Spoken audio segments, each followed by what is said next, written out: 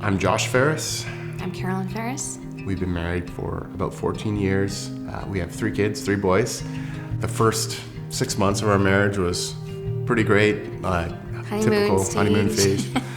Maybe like 6 months in. That's roughly around the time when... The communication thing wasn't there. I communicated poorly, like I was very just hard on him, like I didn't understand. Part of that too is that I came from a very gentle, loving family where, my parents hardly ever fought. And mine was completely different. It was yelling all the time and just, all that, so. Yeah. So I'd say probably the cracks started like even a year in. I think really kind of 3 years in was really where things started to get bad. Yeah. A few years ago, things kind of came to a head in our marriage, and it had been building for about 10 years. So I grew up in a Christian home, but my dad he even said himself he was a tyrant, so the relationship wasn't there. He was very hard on me, very hard on my sister and my brother. Things are better now with him, but from having that in my childhood, that really affected me negatively. And I brought that into, the honeymoon was great and I found the man of my dreams, but a few years in, that childhood experience, like with my dad, kind of showed up in our marriage. And a lot of it was like not trusting men. And I was really hard on Josh. I would yell at him, go at him. I didn't trust him. It was very consistent, weekly basis of just getting my heart ripped out. And it just built, and I tried to suppress it. I tried to be a good husband, tried to be a good Christian. And it just got to a point where I just became overwhelmed and then just numb. And I really felt like I hated Carolyn, and I felt like I didn't love her anymore. So I confronted Carolyn with that, and we had always had firm belief that we'd never get divorced. And it just came down to a point where I said that, it was an option for me.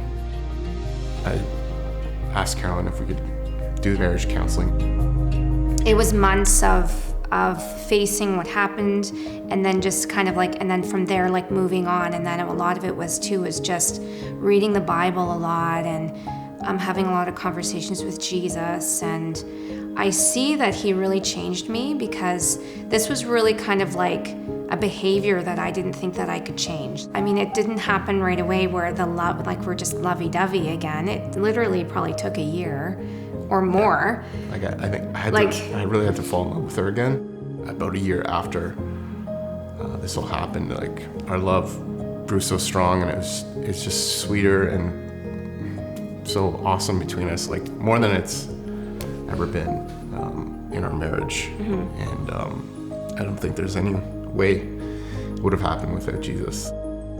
In the time where our marriage was healing, I broke my leg, had gone for an MRI. When I went and saw the specialist afterwards, he said that they found a growth on my neck and that it could be cancerous. They went in, removed half my thyroid, which is where the lump was. And I knew going in that there was a chance that it could affect my voice. When I actually woke up from my surgery, I could talk. And so because of that, my surgeon thought, okay, you're good. Your voice is all good. But after a couple weeks, it just stayed low, and I couldn't sing. And my family doctor and my surgeon, he just didn't really have any answers. After a few months, I think is when I started to get kind of depressed, and I didn't know if I was ever going to be able to sing again. Singing and worshiping Jesus is how I get through a lot of these things, and so it was hard. It was hard. Even though I felt hopeless, I kept praying, and I realized that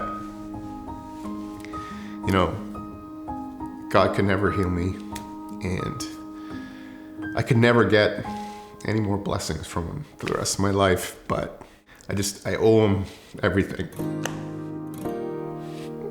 because of what he did for me on the cross.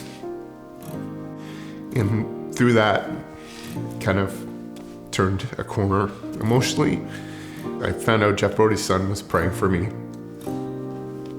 And I just, felt like I didn't want to let him down, I wanted to get better, and it just really lifted my spirits. And a few more months went by, my voice started to come back a little.